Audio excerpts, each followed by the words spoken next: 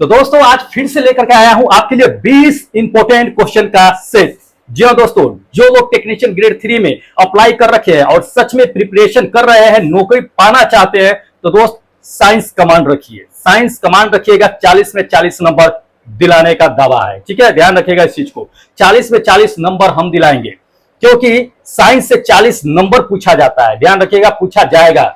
जो अब की बार आपका टेक्नीशियन ग्रेड 3 का एग्जाम होगा उसमें साइंस 40 नंबर कमांड कैसे करना है पता है ना, कि आपको 10th स्टैंडर्ड तक के जितने भी साइंस पढ़े हैं उसको चट कर जाइए, कमांड रखिए। और हम जो क्वेश्चन लेकर के आते हैं वो दोस्त बहुत इंपॉर्टेंट होता है, जिसकी संभावना एग्जाम में आने की बहुत ज्यादा होती है। ध्यान रखिएगा इस चीज को।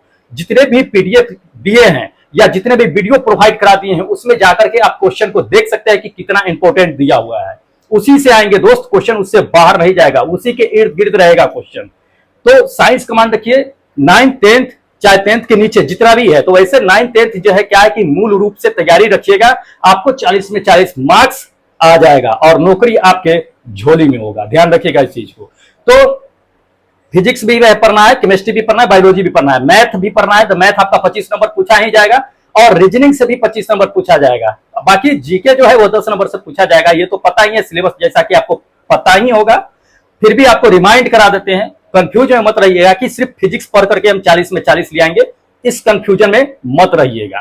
ठीक है, बहुत सारे मिले हैं लोग, वो कहते हैं कि नहीं फिजिक्स सिर्फ पूछा जाएगा, केमिस्ट्री नहीं पूछा जाएगा, बायोलॉजी नहीं पूछा जाएगा। दोस्त सिलेबस जा करके देख लीजिए, 10th स्टैंडर्ड तक के आपका जो है सिलेबस पूछा जा रहा है, तो 10th का साइंस कमांड रखिए। 10th का ही नहीं, मतलब 10th तक के जितना पढ़े हैं उस सब को, तभी आपको 40 में 40 मार्क्स आएगा। ध्यान रखिएगा। तो हम जो इंपॉर्टेंट क्वेश्चन दे रहे हैं वो काफी इंपॉर्टेंट है, जिसकी संभावना दोस्त क्या है कि एग्जाम में आने की बहुत ज्यादा है। जो लोग क्या है कि बहुत 9th 10th तक के बुक को नहीं पढ़ पा रहे हैं, कम समय है, तैयारी प्रिपरेशन नहीं कर पा रहे हैं, उन लोगों के लिए मैं बता देता हूं कि मैं जो क्वेश्चन दे रहा हूं उसे कम से कम देख लिया कीजिए, पढ़ लिया कीजिए, क्योंकि इसी से आएंगे, इससे बाहर नहीं जाने वाला है। जितना भी डिस्क्रिप्शन करता हूं मैं दोस्त उसी से आएंगे, और पीडीएफ भी मैं आपको प्रोवाइड करा ही देता हूं, तो उसको भी आप पढ़ते रहिए, उससे बाहर कहीं नहीं जाने वाला है। तो चलिए 40 में 40 अगर नंबर लाना है तो तीनों कमांड रखिएगा, फिजिक्स केमिस्ट्री और बायोलॉजी। हमने फिजिक्स खत्म कर दिया है जिसमें 800 क्वेश्चन दे दिया है, उससे बाहर क्वेश्चन कहीं नहीं जा रहा है, उसी से आएंगे।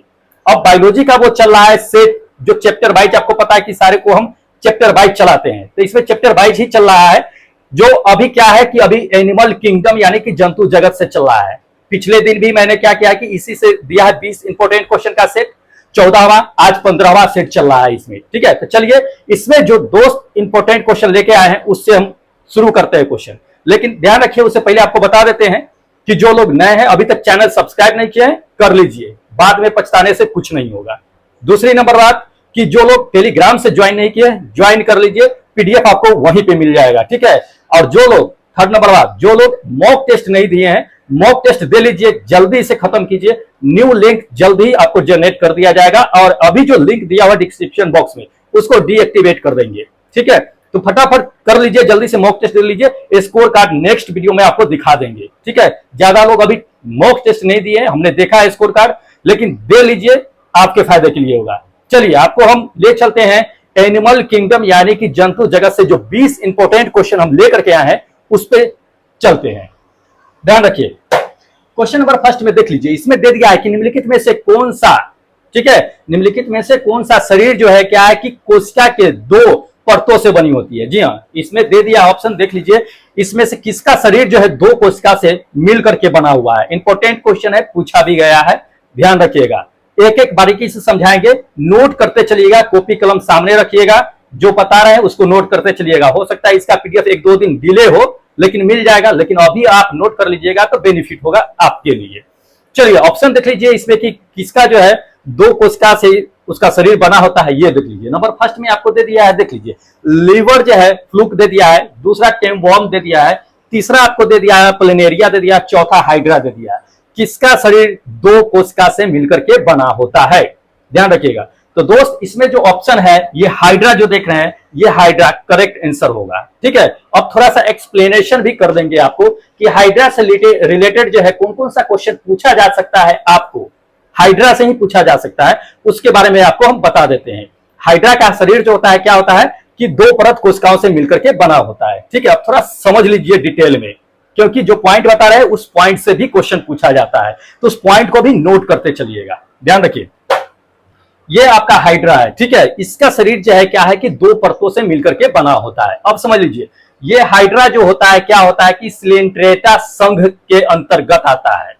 ठीक है, कभी कभी ये क्वेश्चन पूछा जाता है, पूछा भी गया है कि हाइड्रा सिलेंट्रेटा मतलब ये है किसके अंतर्गत, किस संघ के अंतर्गत ये हाइड्रा जीव आता है। तो सिलेंट्रेटा कब पूछा गया है, देख लीजिए 2018 के एग्जाम में ये पॉइंट दिया गया है, हाइड्रा से ये पूछा गया है, पूछ देता है किस संघ के अंतर्गत आता है। दूसरा पॉइंट नोट कर लीजिएगा, इसमें जो है ये जो आपको बता देते हैं कि पूछा जाता है, इसमें आपको जो है हाइड्रा, स्टारफिश, प्लेनेरिया, ये सब क्या है कि पुनर्जनन प्रक्रिया द्वारा उत्पन्न होता है। ये पूछा जाता है, कभी कभी क्वेश्चन आपको दे देगा कि निम्नलिखित में से कौन है जो पुनर्प्रजनन प्रक्रिया द्वारा उत्पन्न होता है।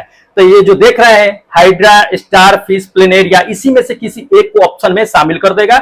आपको क्या करना है कि चुन लेना है, तो याद रखिएगा इसको, हाइड्रा, स्टारफिश, प्लेनेरिया, ये तीनों जो है क्या है कि पुनर्जनन प्रक्रिया के द्वारा उत्पन्न होता है और पूछा जाता है, पूछा भी गया है 2018 में ग्रुप डी के एग्जाम में। ठीक है, समझ लीजिए। एक और पॉइंट और नोट कर लीजिए, इसमें देता है कि कौन जो है कलिका के द्वारा नए जीव विकसित करता है। ठीक है, नया जीव का विकास होता है किस कलिका के द्वारा, या हाइड्रा किसके द्वारा विकसित होता है। तो हाइड्रा जो होता है क्या होता है कि कलिका के द्वारा विकसित होता है। ये पॉइंट भी पूछा गया है, कब पूछा गया है देख लीजिए, इसमें 2018 में ये पॉइंट पूछा गया है। तो हाइड्रा से जो जो पॉइंट पूछा जाता है वो आपको हम बता रहे हैं, उसको नोट करते चलिएगा। अगला पॉइंट देख लीजिए, अगला ये दे देता है कि किसका जो है मुकुलन के द्वारा या पुनर्जनन के द्वारा जो है प्रजनन के द्वारा निर्माण होता है या उसका उत्पत्ति होता है। तो हाइड्रा है, ठीक है, ये हाइड्रा ही है जो पुनर्जनन और मुकुलन के द्वारा, प्रजनन के द्वारा क्या होता है कि निर्माण होता है। ध्यान रखिएगा, पूछा गया है, कई बार पूछा जाता है।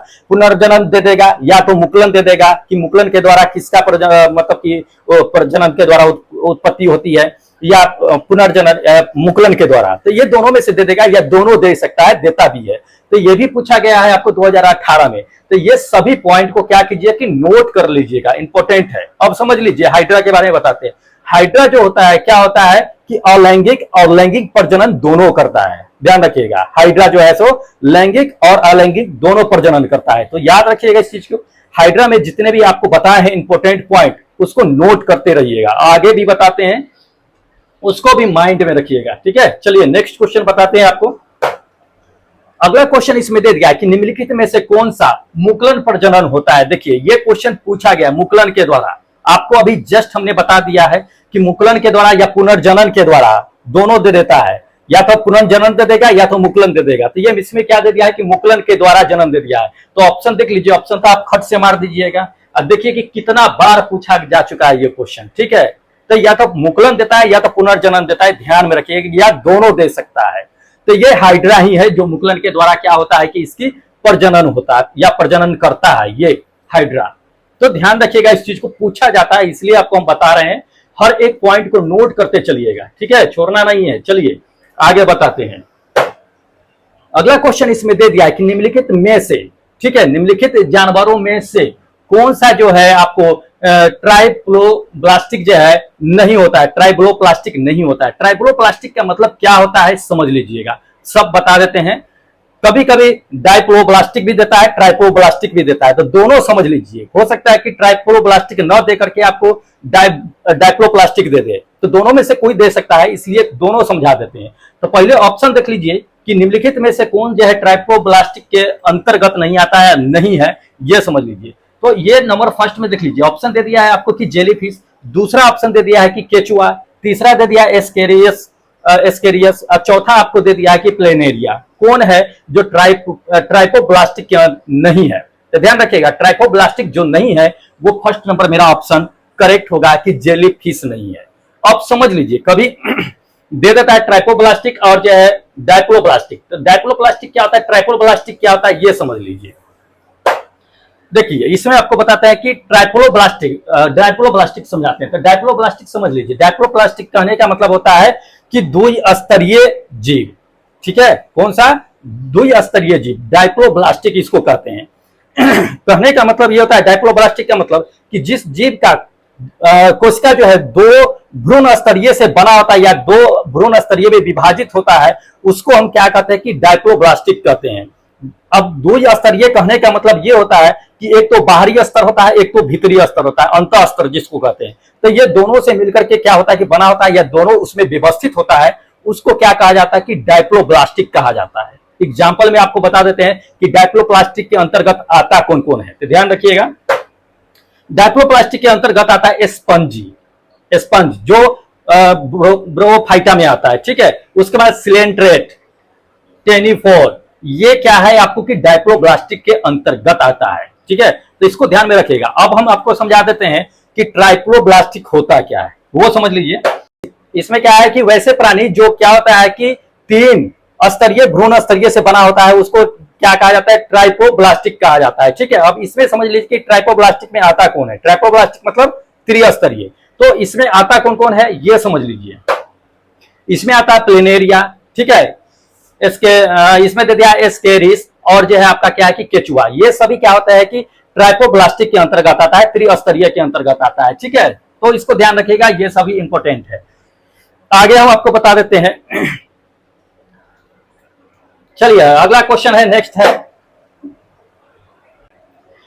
अगला क्वेश्चन इसमें दे दिया है कि जानवरों के किस फाइलम यानी कि संघ को जो है फ्लैटवर्म भी कहा जाता है। फ्लैटवर्म मतलब कहने का मतलब होता है कि चपेट क्रीम कहा जाता है। किस जानवरों को इसमें कहा जाता है, तो पहला देख लीजिए, ऑप्शन देख लीजिए। ऑप्शन फर्स्ट में दे दिया है इसमें कि सिलेंट्रेटा, दूसरा दे दिया है कि मेटोडा, पोरिफेरा थर्ड नंबर में, तीसरा नंबर में, चौथा नंबर में दे दिया कि प्लेंटी हेलमेंथीज। ये तो जानवरों के किस संघ को जो है क्या कहा जाता है, प्लेटफॉर्म कहा जाता है, ठीक है। तो ध्यान रखिएगा कि जानवरों को किस संघ को, तो ये जो आप प्लेट हेमेंथीज देख रहे हैं, इसी को क्या कहा जाता है कि आपको प्लेटफॉर्म कहा जाता है, यानी कि चपेट क्रीम कहा जाता है। अब इसको थोड़ा सा समझ लीजिए कि होता क्या है।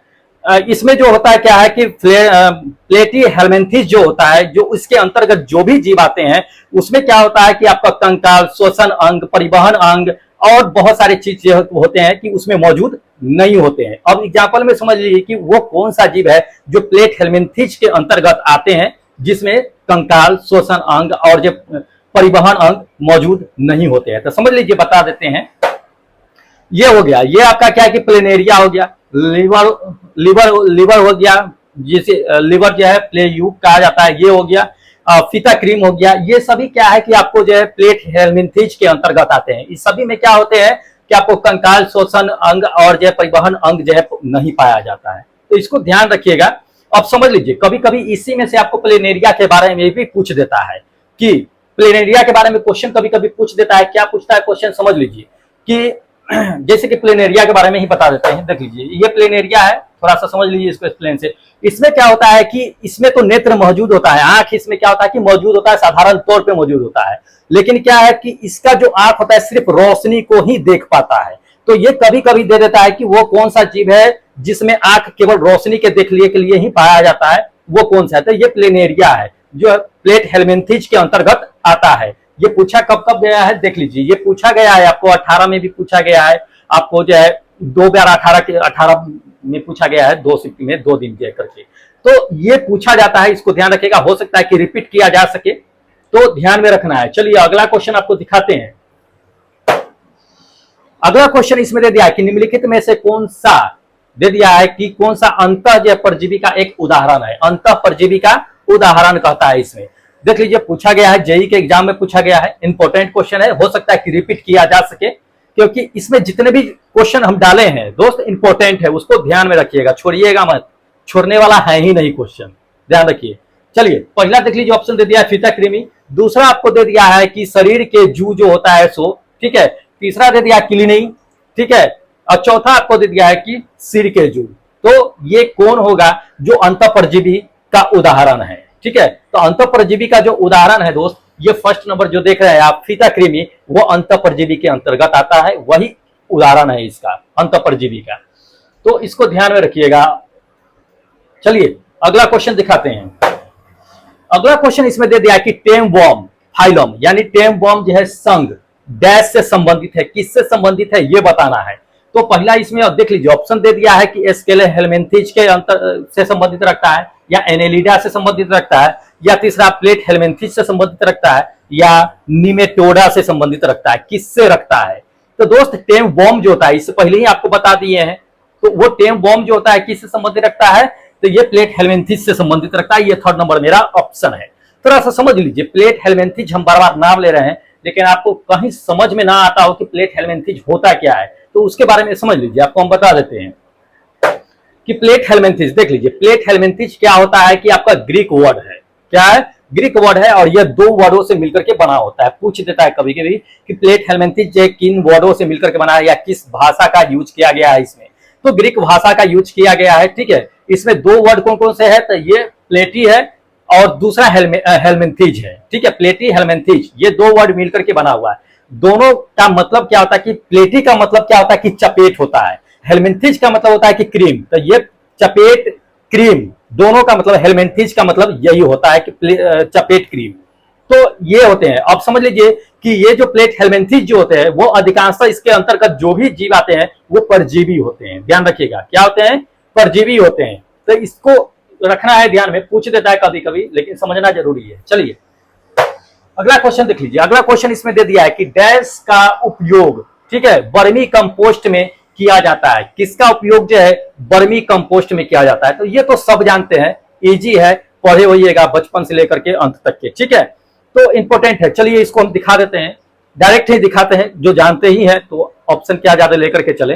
पूछा भी गया है, पूछने की संभावना है कई जगह, कई बार जो है एसएससी, एमटीएस, बिहार एसएससी, बहुत सारे फलना चिल्ला एग्जाम होते हैं, उस समय पूछ दिया जाता है वर्मी कंपोस्ट के बारे में। तो समझ लीजिए ये क्या है ऑप्शन, ये थर्ड नंबर जो केचुआ देख रहे हैं उसको क्या कहा जाता है कि वर्मी कंपोस्ट कहा जाता है। अब थोड़ा सा इसके बारे में हम लोग डिटेल से समझ लेते हैं, ठीक है, क्योंकि इससे भी रिलेटेड क्वेश्चन पूछा जाता है केचुआ के बारे में। तो ये वर्मी कंपोस्ट यहाँ पे किया जाता है। इसमें क्या किया जाता है, केचुओं का खेती कह सकते हैं कि केचुओं का खेती होता है वर्मी कंपोस्ट के लिए, ठीक है, केचुआ। तो इसमें क्या होता है कि वर्मी कंपोस्ट तैयार किया जाता है केचुए के द्वारा। इसमें बहुत सारे केचुए मिले होते हैं जो वर्मी कंपोस्ट एक खाद के तौर पे इस्तेमाल करते हैं। फिर इसको लेकर के क्या किया जाता है, खेतों में डाल दिया जाता है। केचुआ क्या करता है आपको पता ही होगा कि जमीन के अंदर की मिट्टी को ऊपर ला देता है। जो नाइट्रोजनी मिट्टी होता है, जो उपज के लिए बहुत महत्वपूर्ण रखता है, फसलों के लिए नाइट्रोजनी मिट्टी जो अंदर से ऊपर ला करके रखता है। तो ये तो पता है ना वर्मी कंपोस्ट। तो ये है, इसको एक तरह से कह सकते हैं कि जैव उर्वरक के रूप में ये वर्मी कंपोस्ट काम करता है। अब पूछता क्या है सवाल, इससे ये समझ लीजिए। सवाल ये पूछा जाता है कि कौन सा जीव है जो त्वचा से सांस लेता है, कई बार पूछा गया है। तो दोस्त ये क्या है कि केचुआ ही है जो शरीर के किसी भी त्वचा से क्या होता है कि सांस लेता है। केचुआ कई बार पूछा गया है, देख लीजिए। तो केचुआ क्या करता है, शरीर से सांस लेने का काम करता है। तो इंपॉर्टेंट है, इसको ध्यान में रखिएगा। और ये जो है ये जो है एनिलिडा के अंतर्गत आता है। किसके अंतर्गत आता है, एनिलिडा के अंतर्गत आता है, इसको ध्यान रखिएगा। केचुआ जो है सो। चलिए अगला दिखा देते हैं क्वेश्चन। अगला क्वेश्चन दे दिया है कि जोंक किस संघ से संबंधित रखता है। जी हाँ, जोंक जो है सो ध्यान रखिए, जोंक मतलब लीच, किस संघ से संबंध है इसका ये बताना है। तो देख लीजिए संघ का नाम दे दिया है इसमें। पहला दे दिया है एनिलिडा, दूसरा आपको दे दिया है कि हेलमिंथेज दे दिया है, तीसरा मोलास्का दे दिया है, और चौथा आपको दे दिया है इसमें प्रोटोकार्डिटा, ठीक है। किसके अंतर्गत है ये जोंक, तो ध्यान रखिएगा जोंक हो चाहे केचुआ हो, बहुत से ऐसे जीव है जो क्या है कि एनिलिडा के अंतर्गत आता है। तो ये फर्स्ट नंबर जो ऑप्शन देख रहे हैं एनिलिडा, ये मेरा क्या होगा कि करेक्ट आंसर होगा। एनटीपीसी के एग्जाम में पूछा गया है। अब थोड़ा सा इसके बारे में समझ लीजिए जो पूछा जाता है, ठीक है, कि एनिलिडा आपको बता ही दिया कि किसके अंतर्गत आता है। तो ये आता है एनिलिडा कहते हैं, जोंक जो है एनिलिडा के अंतर्गत आता है। जोंक क्या होता है कि उभयलिंगी होता है, ये तो पता है आपको, उभयलिंगी होता है, ठीक है, मेल फीमेल दोनों एक ही में होता है। ये क्या होता है कि बाहरी परजीवी होता है, ठीक है। इसका शरीर किस तरह का होता है, तो ध्यान रखिए, देख लीजिए केचुआ, ये क्या है कि इसका केचुआ कहते हैं जोंक है ये, हाँ जोंक है, ये लंबा होता है। इसका शरीर जो होता है क्या होता है कि कई भागों में बटा होता है, विभक्त होता है कई भागों में। अब समझ लीजिए कि पूछा जाता है कि एनिलिडा के अंतर्गत कौन आता है, ठीक है। तो आपको जो है एनिलिडा के अंतर्गत जो आता है वो आता है रिंगवॉर्म आता है, ठीक है, केचुआ आता है, नेरिश आता है, जोंक आता है, इत्यादि बहुत सारे ऐसे हैं जो क्या है कि जो केचुआ के अंतर्गत आते हैं वो सभी क्या है कि आपको एनेलिडा के अंतर्गत आते हैं, एनेलिडा संघ के अंतर्गत। ये कई बार पूछा गया है, देख लीजिए कई बार पूछा गया है। तो इसी में से आपको कभी कभी जो क्वेश्चन दे देगा कि निम्नलिखित में से कौन जो एनेलिडा के अंतर्गत आता है, तो इसी में से कोई एक आपको ऑप्शन में दे देगा, रिंग बॉम दे दे, चाहे केचुआ दे दे, चाहे नेरिस दे दे, या जोक दे दे, कोई उठा करके एगो आपको दे देगा, जैसे कि इससे पहले आपको दे दिया, ठीक है, उसी तरह से आपको दे देगा। तो ऑप्शन से ही क्वेश्चन बना देता है। तो ध्यान में रखना है इस सब चीजों को, देख लीजिए कई बार पूछा गया है, तो इंपॉर्टेंट है, जो पॉइंट बता रहे हैं उसे भी नोट करते चलिए, ठीक है। अगर आपको 40 में 40 मार्क्स लाना है दोस्त, तो तीनों कंप्लीट करके रखिए, केमिस्ट्री, बायोलॉजी, फिजिक्स, तीनों कंप्लीट करके रखिएगा। 40 में 40 मार्क्स लाने से कोई नहीं रोकेगा। अगर जब 40 में 40 मार्क्स आ जाएगा, आप क्या कीजिएगा कि रीजनिंग में थोड़ा बहुत मारिए दीजिएगा, पढ़ ही रहे हैं, तैयारी कर ही रहे हैं, मैथमेटिक्स में भी थोड़ा बहुत मारिए दीजिएगा। जो जीके है 10 नंबर आता है, ऐसी आंख बंद करके मारिएगा, 2-4 नंबर आ ही जाएगा, आराम से सिलेक्शन हो जाएगा। बस 40 नंबर मेन मायने है, आपका मेन हथियार साइंस है, साइंस को कंप्लीट करके रखिए। चलिए अगला क्वेश्चन दिखाते हैं। अगला क्वेश्चन इसमें दे दिया कि निम्नलिखित जीवों में से, ठीक है, कौन सा जीव जो है मुकुलन यानी कि विंडिंग द्वारा प्रजनन नहीं करता है। अगर ये कह देता है कि मुकुलन के द्वारा प्रजनन करता है, तो हम ऑप्शन में देख लीजिए, ऑप्शन में हम मार देते हैं यहीं पे, लेकिन इसमें दे दिया है कि मुकुलन के द्वारा जो है प्रजनन नहीं करता। अगर मुकुलन के द्वारा प्रजनन करता है तो ये 3rd नंबर ऑप्शन दिख रहा है हाइड्रा, वही मार देते, लेकिन उल्टा दे दिया कि मुकुलन के द्वारा प्रजनन नहीं करता है। एनटीपीसी के एग्जाम में पूछ दिया है 2016 में। अब ऑप्शन पहले देख लीजिए कि कौन कौन है, हम फिर बता देते हैं आपको। ऑप्शन नंबर फर्स्ट में दे दिया है कि मूंगा, दूसरा दे दिया है कि स्पंज, तीसरा दे दिया हाइड्रा, और चौथा आपको दे दिया है एनेलिडा। तो पहला नंबर जान लीजिए, मुकुलन से तो जो प्रजनन करता है ये तो हाइड्रा है ही, तो हाइड्रा तो पहले ही हटा दीजिए कि ये होगा नहीं, क्योंकि ये मुकुलन के सहारे करता है। इसमें क्वेश्चन में कह रहा है कि मुकुलन के द्वारा प्रजनन नहीं करता है, वो चुनना है। तो दोस्त होगा कौन, ये समझ लीजिए। तो ये जो होगा 4th नंबर एनेलिडा, ये मेरा करेक्ट आंसर होगा। ये क्या है कि आपका जो है मुकुलन के द्वारा प्रजनन इसकी नहीं होती है। अब समझ लीजिए, इसमें आपको हम बता देते हैं कि जो देख रहे हैं मूंगा, हाइड्रा, ये सभी क्या है कि नाइडेरिया के सदस्य होते हैं। क्या है, नाइडेरिया। और ये सभी क्या होता है कि अलैंगिक जनन होते हैं, जो मुकुलन के सहारे प्रजनन होता है। इसमें ध्यान रखिएगा, मूंगा में भी हाइड्रा में भी होता है। स्पंज बताते हैं, स्पंज क्या है कि पॉलीफेरा संघ का सदस्य है। पिछला वीडियो अगर पढ़े हुइएगा उसमें हम आपको बता दिए थे अच्छे तरह से। तो ये स्पंज क्या होता है कि आपका जो पॉलीफेरा के संघ में अंतर्गत आता है। ये भी क्या करता है कि अलैंगिक प्रजनन होता है, वो भी मुकुलन के सहारे करता है। कौन नहीं करता है, तो एनेलिडा नहीं करता है। अब आपको हम बता दिए हैं कि एनेलिडा के अंतर्गत कौन कौन आता है।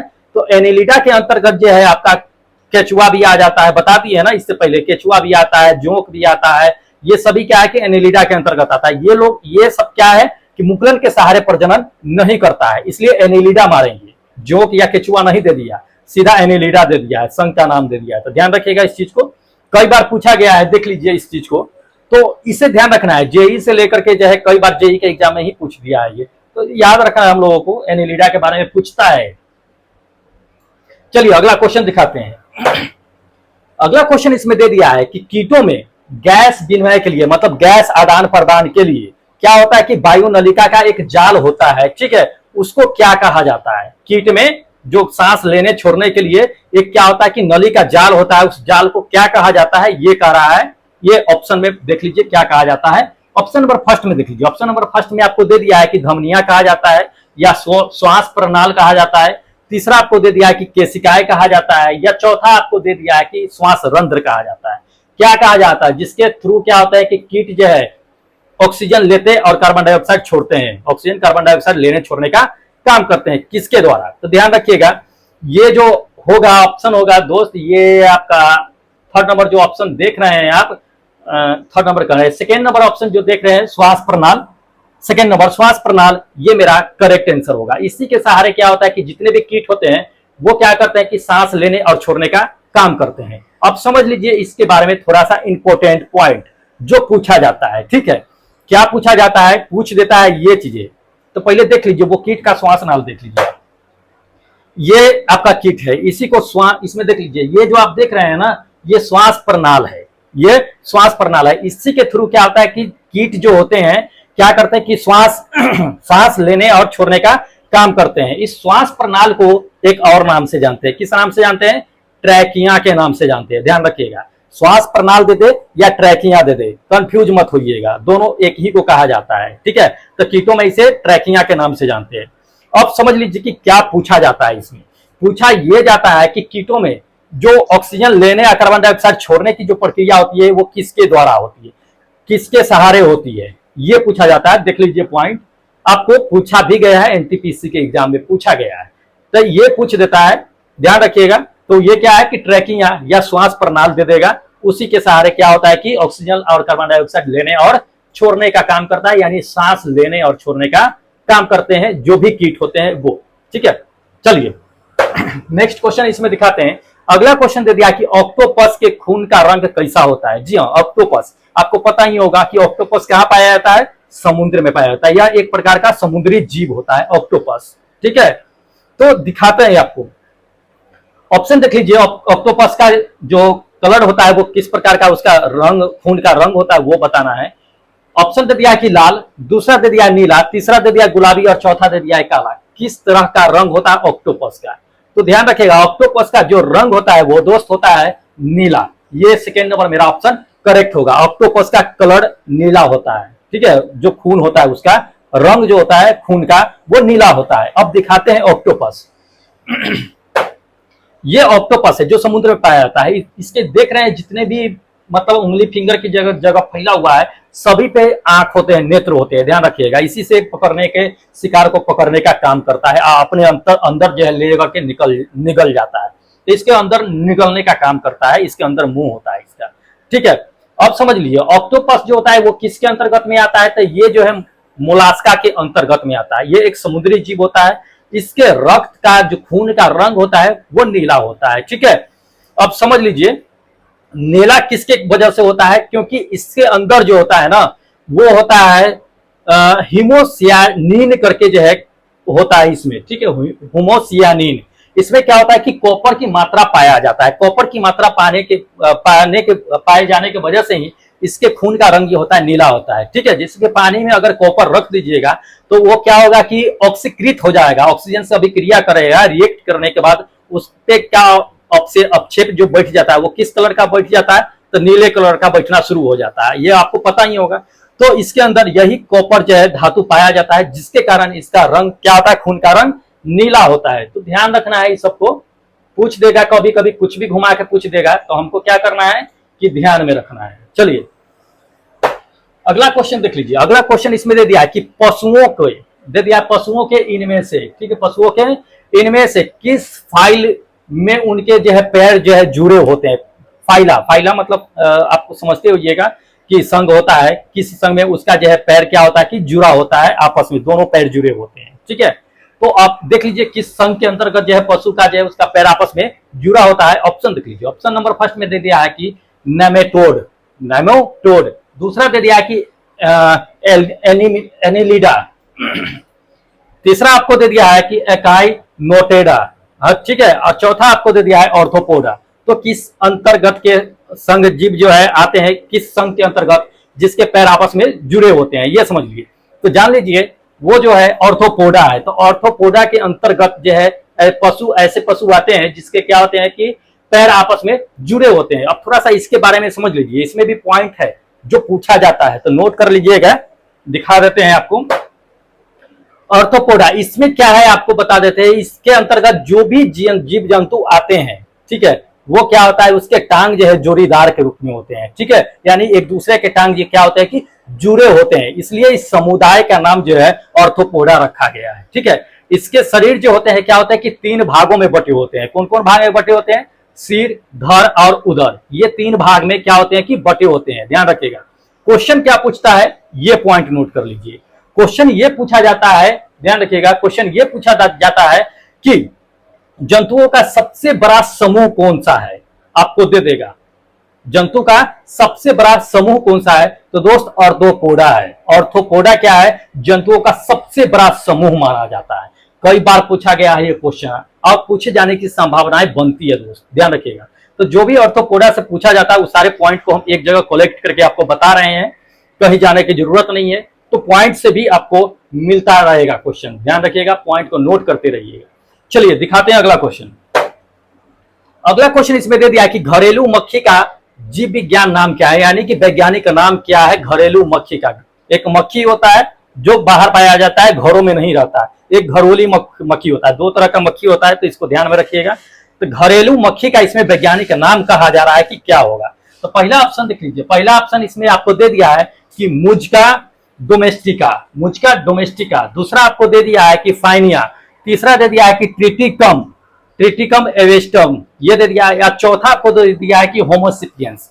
क्या है घरेलू मक्खी का नाम? तो दोस्त घरेलू मक्खी जो होता है उसका वैज्ञानिक नाम जो होता है, ये फर्स्ट नंबर मेरा ऑप्शन होगा कि मुज्का डोमेस्टिका। मुज्का डोमेस्टिका ये क्या है कि घरेलू मक्खी का नाम है। अब समझ लीजिए कि बाहर भी जो मक्खी पाए जाते हैं उसका नाम क्या होगा, तो उसका भी आपको बता देते हैं। हाँ, तो ध्यान रखिएगा, देख लीजिए इस पॉइंट को देख लीजिए। आपको जो है घरेलू मक्खी का नाम जो है बता ही दिए है, क्या है कि मुज्का डोमेस्टिका ये है। दूसरा जान लीजिए कि ट्रेटिकम जो है एवेस्टम क्या है, तो ये किसका नाम होता है ये समझ लीजिए। ये जो होता है गेहूं का वैज्ञानिक नाम होता है, ठीक है। फानिया दे दिया है, फानिया। फानिया क्या होता है कि ये मक्खी होता है, ये घरेलू मक्खी नहीं होता है, ये मक्खी होता है जो बाहर पाए जाते हैं, उसका वैज्ञानिक नाम होता है फानिया, ठीक है।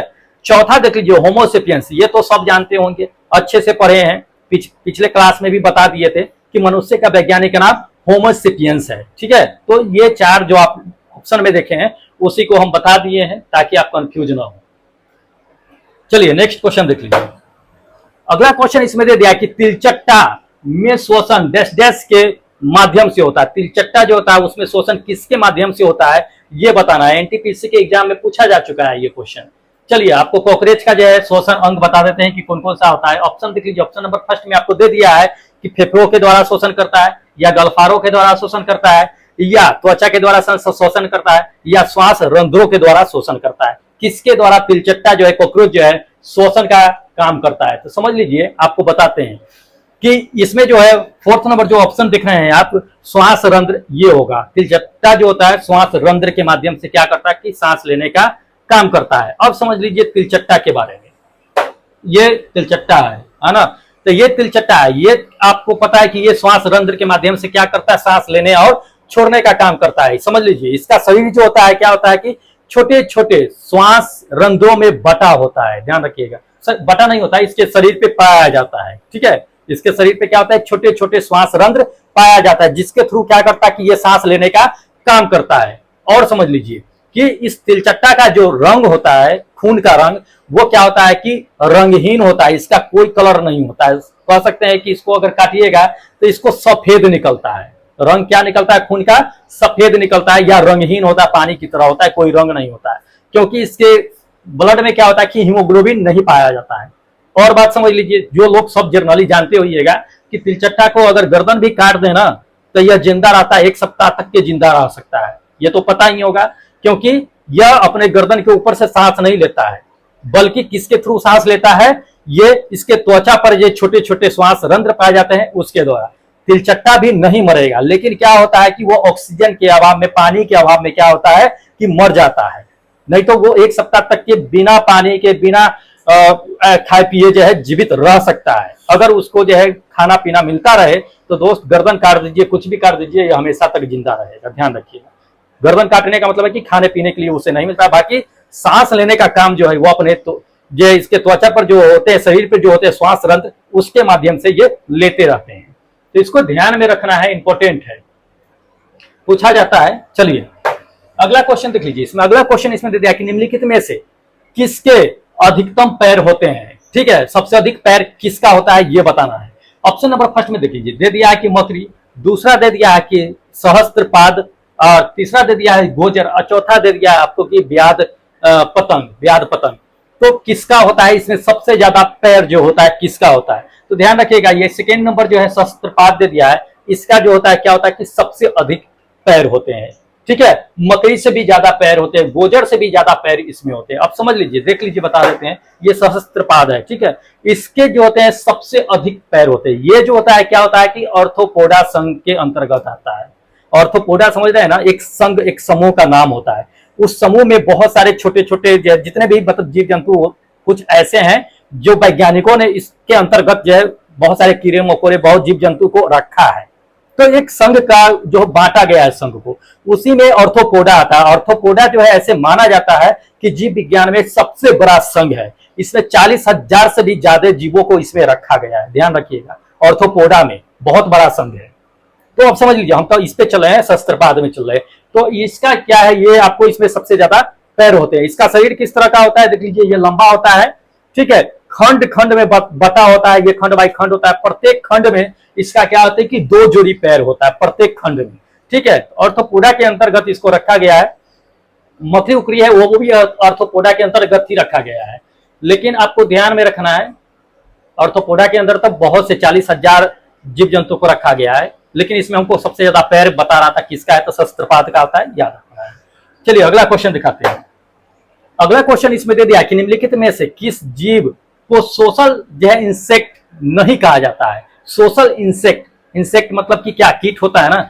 सोशल मतलब सामाजिक, मतलब कि सामाजिक कीट नहीं कहा जाता है। तो सामाजिक प्राणी समझ लीजिए पहले कि सामाजिक प्राणी किसको कहेंगे, तो जो समाज में घूमेगा, रहेगा, मिलजुल के रहता है, उसी को सामाजिक व्यक्ति कहा जाता है। तो अगर आप समाज में घुल मिल के रहते हैं, आपको भी सामाजिक प्राणी कहा जाएगा। समाज से जैसे अलग अलग होइएगा, आपको सामाजिक प्राणी के अंतर्गत नहीं रखा जाएगा। तो उसी तरह से सामाजिक, सोशल इंसेक्ट किसको कहा जाता है, जो इंसेक्ट नहीं है ना, नहीं कहा जाता है, जो नहीं जाता है अपने जो है झुंड में नहीं जा पाता है, कौन है। तो ऑप्शन देख लीजिए, ऑप्शन नंबर फर्स्ट में मधुमक्खी दे दिया है, दूसरा आपको दे दिया है कि टर्माइट दे दिया है, तीसरा झुंगुर दे दिया है, और चौथा आपको दे दिया है चींटी। तो ध्यान रखें, मधुमक्खी भी है, उड़ उड़ करके अपने समूह से एक समूह से दूसरे समूह में जाता रहता है। तो ये सामाजिक इंसेक्ट है, लेकिन हमें चुनना है कौन नहीं है। टर्माइट भी है, टर्माइट भी जाता है। झिंगुर बताते हैं, तो झिंगुर आप देखते हो, ये रात में झिंगुर का आवाज आती रहता है। वो कभी भी झुंड में नहीं होता है, वो हमेशा क्या होता है कि अलग एकांत में कहीं एक जगह होता है। ये उड़ नहीं पाता है, ध्यान रखिएगा। झिंगुर क्या होता है कि उड़ नहीं पाता है। लेकिन चींटी भी आप देख रहे हैं, तो चींटी भी क्या है कि एक झुंड में रहता है। ये भी सोशल साइट्स है, ये भी जो है एक झुंड से दूसरे झुंड में घूमते रहता है, ठीक है। तो आपको बताते हैं कि झिंगुर और टिड्डा ये सभी क्या होते हैं कि सोशल इंसेक्ट नहीं होते हैं। टिड्डा जो होते हैं, कुछ बड़े टिड्डा होते हैं जो उड़ नहीं पाते हैं, एक समूह से दूसरे समूह में नहीं जा पाते हैं। झिंगुर भी नहीं जा पाते हैं, इसलिए क्या कहा जाता है इसको कि सोशल इंसेक्ट नहीं माना जाता है, ठीक है। ऑर्थोपोडा के अंतर्गत भी इसे रखा गया है। तो ये चीज रखिए, इसे मतलब कि पंख होते हुए भी ये उड़ नहीं पाता है और ये सामाजिक रूप से कार्य नहीं कर पाता है। चलिए अगला क्वेश्चन देख लीजिए। अगला क्वेश्चन इसमें दे दिया है दोस्त कि मकड़ियों में कितनी जोड़ी आंखें होती है, ठीक है। मकड़ी में कितने जोड़ी आंख होती है ये बताना है। तो ध्यान रखिए, पहला ऑप्शन दे दिया है एक होता है 1 जोड़ी, दूसरा आपको दे दिया है कि 2 जोड़ी, तीसरा दे दिया है कि 4 जोड़ी, और चौथा देख लीजिए, चौथा आपको दे दिया है कि 8 जोड़ी। कितने होते हैं, तो ध्यान रखिएगा, मकड़ियों में जो होते हैं दोस्त वो होते हैं 4 जोड़ी। तो ये थर्ड नंबर मेरा ऑप्शन क्या होगा कि करेक्ट होगा। दिखाते हैं, मकड़ी है, इसमें क्या होता है कि 4 जोड़ी आंख होते हैं। लेकिन क्या होते हैं 4 जोड़ी आंख होने का क्या मतलब, अगर दूर तक देख पाए तो ना, 10 आंख भी हो जाए, देख ही नहीं पाए तो आंखों का क्या मतलब। लेकिन मकड़ी में 4 जोड़ी आंख होती है, लेकिन ये क्या करता है कि ज्यादा दूर तक देख नहीं पाता है, ठीक है। इसको भी क्या किया गया है, ऑर्थोपोडा के अंतर्गत रखा गया है। इसमें भी आपको बता देते हैं कि मकड़ी के लगभग जो है वर्तमान की अगर बात कर ले तो 40,000 से भी ज्यादा प्रजाति की मकड़ी जो है ऑर्थोपोडा के अंतर्गत आता है, ध्यान रखिएगा, 40,000 से भी ज्यादा। लेकिन मकड़ी एक ही मत हुआ ना, तो ऑर्थोपोडा में 40,000 जो है आपका जो है ऑर्थोपोडा के अंतर्गत जीव आते हैं। अब प्रत्येक जीव को अलग अलग कैटेगराइज किया गया है, तो उसमें मकड़ी हो गया। मकड़ी का फिर जो है आपका 40,000 प्रजाति अलग हो गया, फिर सबका अलग अलग प्रजाति होता है। तो इस तरह से है, तो इसको ध्यान में रखना है। चलिए अगला क्वेश्चन दिखाते हैं। अगला क्वेश्चन इसमें दे दिया कि निम्नलिखित में से किस कीट के दांत होते हैं, किस कीट के दांत होते हैं। जेई के एग्जाम में पूछ दिया, इतना सिंपल, लेकिन सिंपल नहीं है, पढ़िएगा तो समझ में आएगा। ऑप्शन नंबर फर्स्ट में दे देगी मधुमक्खियों के, दूसरा नंबर दे दिया तितलियों के, तीसरा आपको दे दिया है इसमें कि मक्खियों के, चौथा दे दिया है कि तत्तियों एवं जो है भौरों के। तो इनमें किस कीट के जो है दांत होते हैं ये बताना है। मधुमक्खी के पास दांत नहीं होता है, वो डंक मारता है। तितलियों के पास डंक होता है जिसके थ्रू वो रस चूसता है। मक्खियों के पास भी जो है दांत नहीं होता है। होता है किसके, ये फोर्थ नंबर जो ऑप्शन देख रहे हैं, तत्तियों और जो है भौर, उसके पास दांत होता है, ध्यान रखिएगा। तो ये है, ऐसे ऐसे क्वेश्चन पूछ देते हैं, तो ध्यान में रखना है हमको। चलिए अगला दिखाते हैं। अगला क्वेश्चन इसमें दे दिया कि कुछ जंतु जैसे कि घोंघा हो गया, ठीक है, ये जंतु क्या करता है कि अपना लिंग बदल लेते हैं। तो लिंग बदल लेते हैं मतलब कि यह क्या व्यक्त करते हैं ये बताना है। तो ध्यान रखिएगा, जो जन्म होने के बाद अपना लिंग बदल लेता है, ठीक है, मादा से मेल से फीमेल में चला जाए, फीमेल से मेल में आ जाए, अपना लिंग बदल ले, तो उसको क्या कहेंगे? तो उसका लिंग क्या होता है कि अपने जो पेरेंट्स होते हैं उसके थ्रू तो नहीं आता है, अगर आता तो वो नहीं बदला जाता है। जैसे कि इंसान हो गया, बहुत सारे जानवर हो गया, वो क्या होता है कि उसका लिंग जो होता है क्या होता है कि पूर्वजों से, उसके माता पिता से जो बन करके आता है वही रहता है, वो चेंज नहीं होता है, ठीक है। तो ये अनुवांशिक होता है, जो आप चेंज नहीं कर सकते हैं कि माता पिता पेरेंट्स से मिल करके आता है, तो वो अनुवांशिक होता है। लेकिन इसमें क्या है कि घोंघा क्या करता है कि जन्म के बाद अपना लिंग स्वयं बदल लेता है, ठीक है, कभी मेल बन जाता है, कभी फीमेल बन जाता है। तो यह क्या व्यक्त करता है ये बताना है। तो ये फर्स्ट नंबर जो ऑप्शन आप देख रहे हैं कि लिंग अनुवांशिक रूप से निर्धारित नहीं होता है, ठीक है। अनुवांशिक मतलब क्या? जेनेटिक्स, जेनेटिक रूप से निर्धारण नहीं होता है, ये व्यक्त करता है इसमें, ठीक है। चलिए आपको दिखा देते हैं। इसमें जो है आपको क्या है कि एक पॉइंट बनता है जो पूछा जाता है, तो उस पॉइंट को क्या पूछा जाता है सो देख लीजिए। ये घोंघा है और इसका पॉइंट आपको बता देते हैं। इसमें आपको बता देते, कभी कभी ये पूछ देता है कि वह कौन सा जीव है जो क्या होते हैं अनुवांशिक रूप से उसका लिंग जो है निर्धारण नहीं होता है, ठीक है, वो कौन सा जीव है, या वह कौन सा जीव है क्या होता है कि अपना लिंग क्या होता है कि बदल लेते हैं, ठीक है। तो ये पूछा गया है, कई बार पूछा गया है, इस पॉइंट को नोट कीजिएगा। हो सकता है कि आपको पूछा भी जा सके। समय पे ये क्या करता है कि जब प्रजनन करता है तो ये क्या है कि शुक्राणु अंडाणु दोनों अपना जो है निकालने का काम कर लेता है, लिंग बदल लेता है ये। तो इसको ध्यान रखिएगा, उभयलिंगी होता है ये, ठीक है, जो फीमेल और मेल दोनों का काम करता है ये, तो इंपॉर्टेंट है। चलिए लास्ट क्वेश्चन आपको दिखा देते हैं। लास्ट क्वेश्चन इसमें दे दिया कि निम्नलिखित में से कौन सा जीव जो है मोलास्का परिवार से संबंध रखता है। जी हाँ, मोलास्का संघ आता है, तो मोलास्का संघ के परिवार से मतलब रिलेटेड है ये। तो ऑप्शन नंबर फर्स्ट में देख लीजिए, दे दिया है कि कॉकरोच, दूसरा नंबर आपको दे दिया है कि घोंघा, तीसरा नंबर केचुआ और चौथा नंबर आपको दे दिया है स्टार मछली यानी स्टार फिश। कौन है जो मोलास्का परिवार से रिलेट है, संबंधित है, ठीक है। तो ये जो आप देख रहे हैं घोंघा, सेकेंड नंबर ऑप्शन वो मेरा करेक्ट होगा। ये क्या है कि मोलास्का के अंतर्गत आता है। अब समझ लीजिए, बाकी जो बच गया उसको बता देते हैं कि केचुआ, केचुआ किसके अंतर्गत आता है, आपको बता दिया है कि केचुआ या जो होता है वो एनेलिडा के अंतर्गत आता है। किसके अंतर्गत आता है? एनेलिडा के अंतर्गत। कॉकरोच बता ही दिए है कि ऑर्थोपोडा के अंतर्गत आता है। स्टार फिश जो होता है वो इकाई नोड मेटा के अंतर्गत आता है, इकाई नोड और मेटा के अंतर्गत आता है स्टार फिश, इसको नोट कर लीजिएगा, ठीक है। तो दोस्त क्या है कि ये आपका था 20 इंपॉर्टेंट क्वेश्चन, ठीक है। इसी तरह से नेक्स्ट वीडियो में क्या करेंगे कि आपका जो है 20 इंपॉर्टेंट क्वेश्चन लेकर के आएंगे। तो जो लोग अभी तक चैनल सब्सक्राइब नहीं किए हैं दोस्त कर लीजिए, एग्जाम बाद सब्सक्राइब करने से कोई फायदा नहीं होगा, अभी कर लीजिए, क्योंकि आपको तैयारी करना है। अगर आपको 40 में 40 मार्क्स लाना है तो दोस्त सीरियसली होकर के तैयारी कीजिए, और जहां भी लगे कि चैनल को सब्सक्राइब करना है, पढ़ना है, दोस्त कर लीजिए। मेरा ही नहीं किसी और का भी हम आपकी बात बता रहे हैं, ठीक है। अगर आप अभी तक मॉक टेस्ट नहीं दिए हैं तो एक बार मॉक टेस्ट जरूर जाकर के दे लीजिए, लिंक सबका आपका डिस्क्रिप्शन बॉक्स में मिल जाएगा। टेलीग्राम का मॉक टेस्ट का जो पढ़ा रहे हैं उसका पीडीएफ का, जो पढ़ा रखे हैं उसका भी पीडीएफ का, सारे का प्ले लिस्ट भी मिल जाएगा। जो फिजिक्स खत्म कर दिए हैं 40 सेट 800 क्वेश्चन दे दिए इंपॉर्टेंट, उसका भी आपका जो है क्या लिंक जो है आपको डिस्क्रिप्शन बॉक्स में मिल जाएगा। तो एक बार डिस्क्रिप्शन बॉक्स चेक कर लीजिए, ठीक है, सारा चीज मिल जाएगा वहां पे। चलिए फिर मिलते हैं एक नए वीडियो के साथ, तब तक जय हिंद दोस्तों।